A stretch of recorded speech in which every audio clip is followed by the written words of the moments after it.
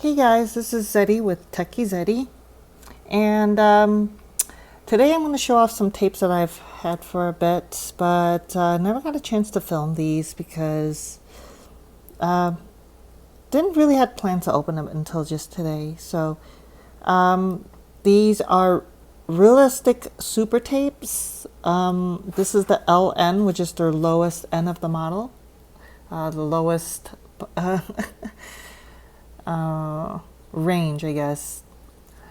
Top, you have to always at the top of the line. This is the bottom of the line. This particular version was made in 1988, but it was sold for up until 94 before they redesigned it and came up with a different line. So that's actually a pretty long time for a cassette tape, because usually they change up every couple years, sometimes even as long as only a single year. I have bought one these, not this exact tape, but I have bought an XR, which is over here, when I was in high school. These are actually considered higher end type 1 tape. So whereas this one is about like what you expect a Maxell UR or a Sony HF or TDK-D to be, although from what I've heard from people, these are just barely there. It's like not as good as the URs. These were considered to be higher end normal tapes, type 1 tapes, which is equivalent to the TDK-AR, which I'm actually surprised. But, because I got this from high school back in the day. Not this exact one, but I bought one and used it, and they were good. Of course, I was using boombox type of equipment to record. Although I pulled this one out, even though I'm not going to open this one up because I don't have many of these, is because of the price tag. It's got the original price tag of $1.99, which is a lot of money for 1988, even 1994. So they were in the same price range as those top of the line type 1 tapes. I also have a Fuji DR1. I'm not sure what this year is, so let me quickly check this up for you. But I do know that this is like in the 90s, probably. It's definitely not 90, 91, or even 92. Okay, these are 1995 to 97. Sorry, I'm actually looking it up at the site right now as I'm actually filming this on my iPad. So I had this one for a bit. These are actually SKC tapes, as you can see, just from looking at the hubs. And this one is a used tape. I got a bunch of these. They were already open, so I might as well show these off first. This one looks like it's from the 1970s. And from what I was told, the AVC line of these tapes are actually made for industrial use. So they weren't sold for the consumer. This is more like the Maxell communicators. You know how the Maxell communicators that are like the UR version of the commercial tape? And here you are. This is the actual Maxell communicator series I was talking about. Yeah, disgusting, gross. Should have probably cleaned that up. But this is basically for commercial use, but they're basically the same as the consumer version of the URs, basically type 1 tapes. So, things like police interrogation or office note-taking use and all that stuff. Oops, sorry guys. So, speaking of which, while I was looking for the communicator, I just found these. I also had these and I forgot that I had them. These are actually the newer version of the RadioShack brand cassettes. They look like they went away with the Realistic brand. Now, this one looks like it is 1995. It came out in 95 and sold until 2000. So these also haven't really changed much in style. RadioShack doesn't seem to change their packaging, I guess, or change their tapes as much. Now, what's interesting about this one is these are, if you can see here, it looks like Maxell hubs here. And that's because this is actually a Maxell UD2, I believe it was. Basically, they're lower end type 2 cassettes. So, yeah. But I'm not opening that up either today. So let's see. I'll show you guys this one first, just because this one's already open.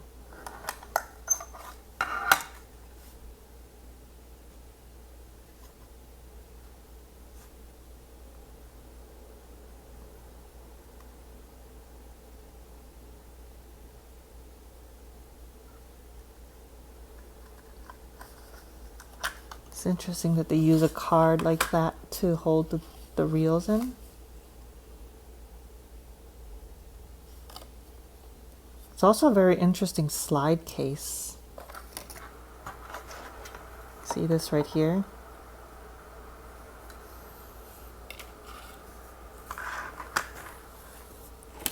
Oops. Now I'm showing you side 2 first.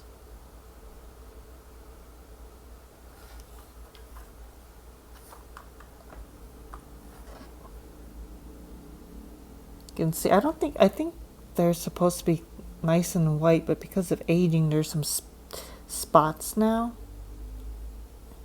And just like the old Maxell, there is, it's just a sponge. There's no metal spring or anything there. Let's take a look at the tapes. First of all, notice that these are these little guide rollers.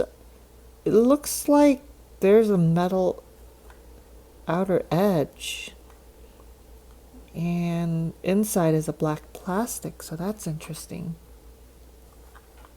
And I noticed that there is no screws on here. This thing is sonically welded.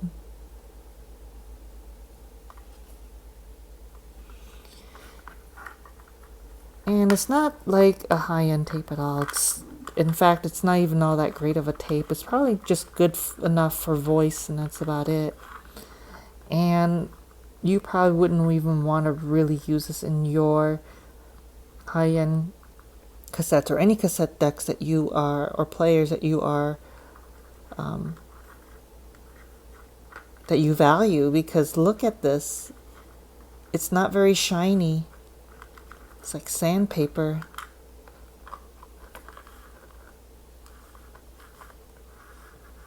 So, not nice.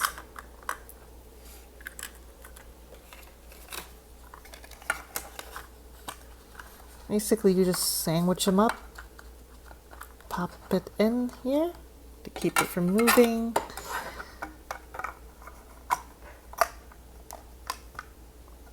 And that's it.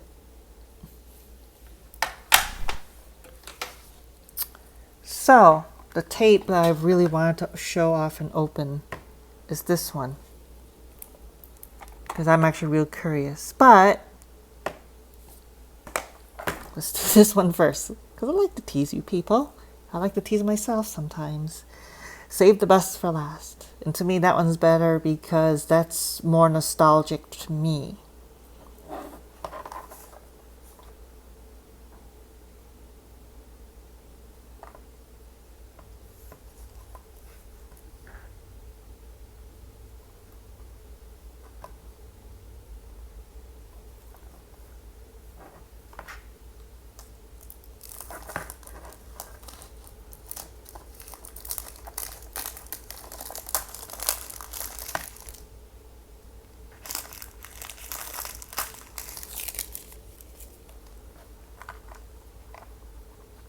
So this looks actually put upside down so the case can be slimmer.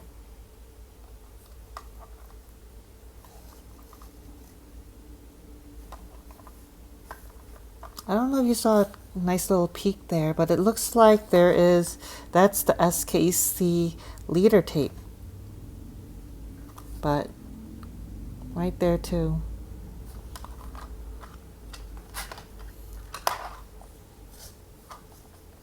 Ooh, something came off. Oh, okay. Let me refocus this thing. This thing keeps going out of focus.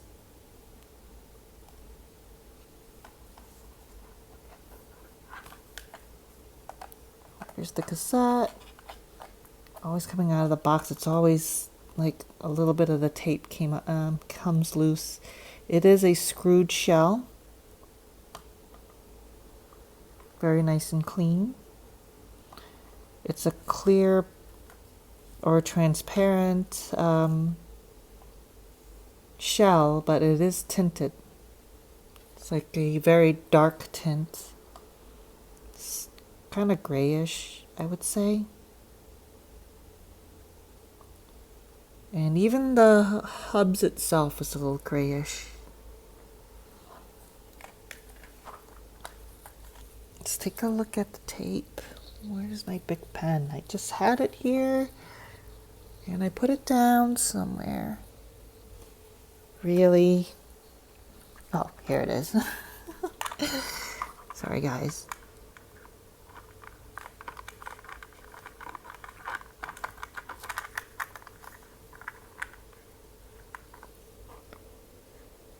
It's not like a black tape, but it's like a darker brown, like a really dark brown. I don't know if it's coming off in the cameras, but this is way shinier. Probably isn't coming across as well than the Scotch tape.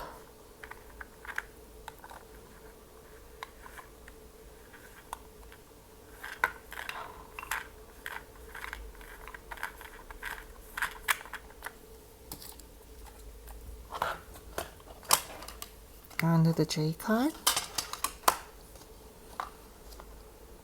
So they put it in this orientation rather than what we're used to, which is like this. So that's interesting. And then there. And it's really simple. There's really no marketing information on there, because it was all done on the outside packaging or the outside wrapper. All right. Again, very interesting that this puts the tape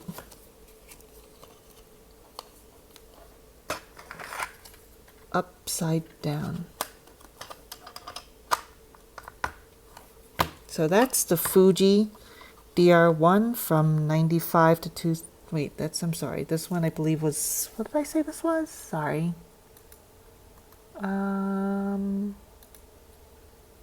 believe it was 95 to 97. Yep, 95 to 97.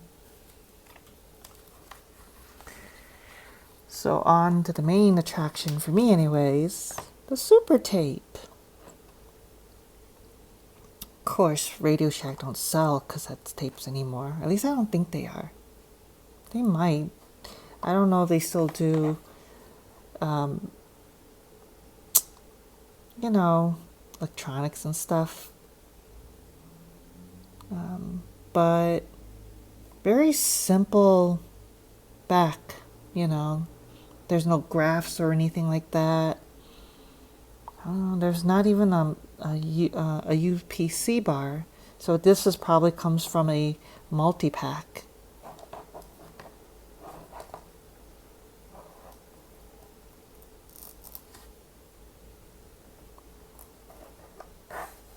Okay. Well, let's open it up.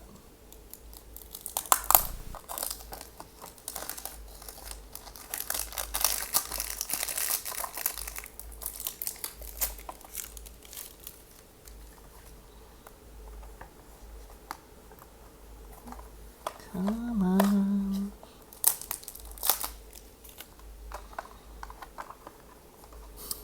I really like the look of this. It is so retro. It looks older than 88 to 94. Was it 94? Yeah, 94. I mean, that's the thing about RadioShack though. Their styling wasn't always all that up to date back in the day. You walk into the shop, even during the 90s, and it always feels like you're going back in time another 5 to 10 years. Because their own branded products, they weren't really that stylish, let's just put it. They were more functional. And I love that about them. Look at the J card. Like right off the bat, people, a lot of other tape manufacturers, they would put information like this on the other side, and then they would put like a nice design up here. But RadioShack didn't do any of that. I do believe RadioShack bought another company out and created their own tapes. But this one looks like... Oh no, there's 4 holes in this one. So that's not SKC. But I heard that they did their own... They bought their own magnetics company and started pushing out tapes. And then of course eventually in the 90s they decided to oh, maybe they did buy Magnavox. I thought I heard that. Or Memorex. Magnavox? Wait, no, Memorex didn't make tapes. I'm sorry. Maybe these are Memorex. I don't know. Certainly kind of have that Memorex look to them now that I think about it.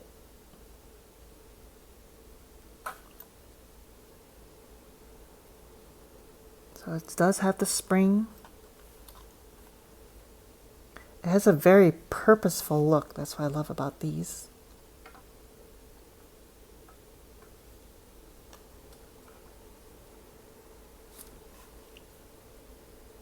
Let's see if I can capture the details of this. Come on, focus. No, it doesn't want to focus. Probably because of this thing right in the way. Sorry guys, I guess it's having a hard time to focus on the black. Let's see. Well, this one's not too bad. It's still got a very used look to it, and you guys saw it just came out of the box, so. Anyways, let's take a look at the tape itself. Boring translucent leader tape. No markings whatsoever. And this one is actually brown. It's not dark brown or anything like that. It's just a beautiful basic ferric brown. And it is smooth too. So, I mean, it looks pretty good to me. Question is, how does it sound?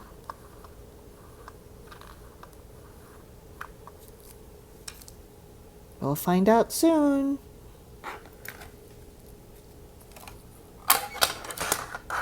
Oops.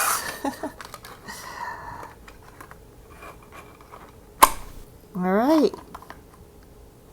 By the way, guys, my Nakanichi ZX7 is in for repairs, so I don't actually have it to calibrate with, but I still have my JVC if you guys are interested in using that to calibrate. If I were to do calibration, it would be these two here. And I really don't know if I want to subject my deck to this guy right here. I probably won't. But I can probably try using this guy right here. Let's see what's on here. I'm on the floor, by the way, so sorry. This thing has a potential to eat tapes. It's eaten tape before, so that's why I don't really use it for anything too, anything too important. I'm gonna turn it on. So let's listen to what this thing has. There's no window on it. That's another thing I don't like about this.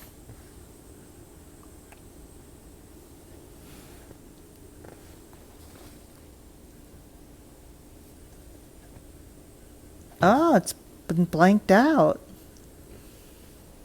Okay.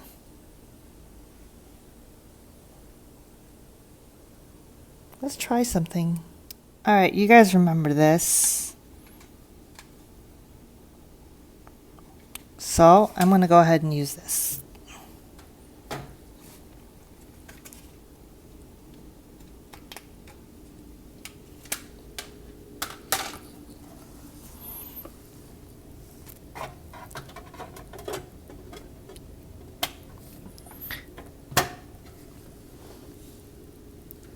Alright.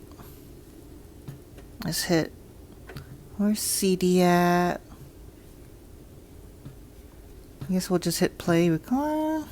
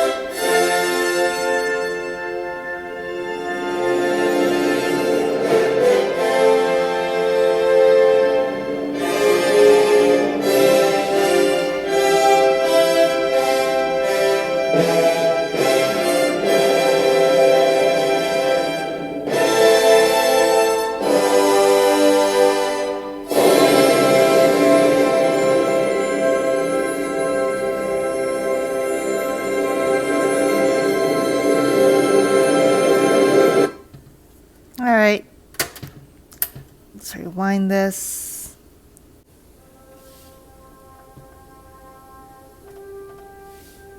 Keep it at the same volume.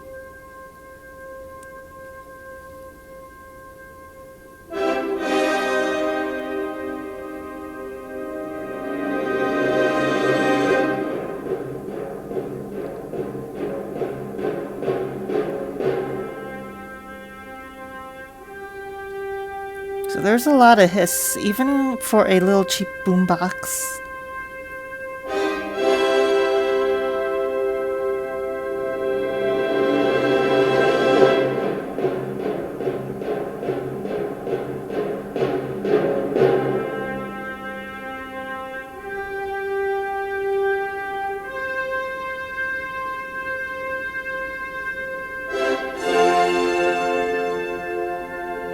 Yeah.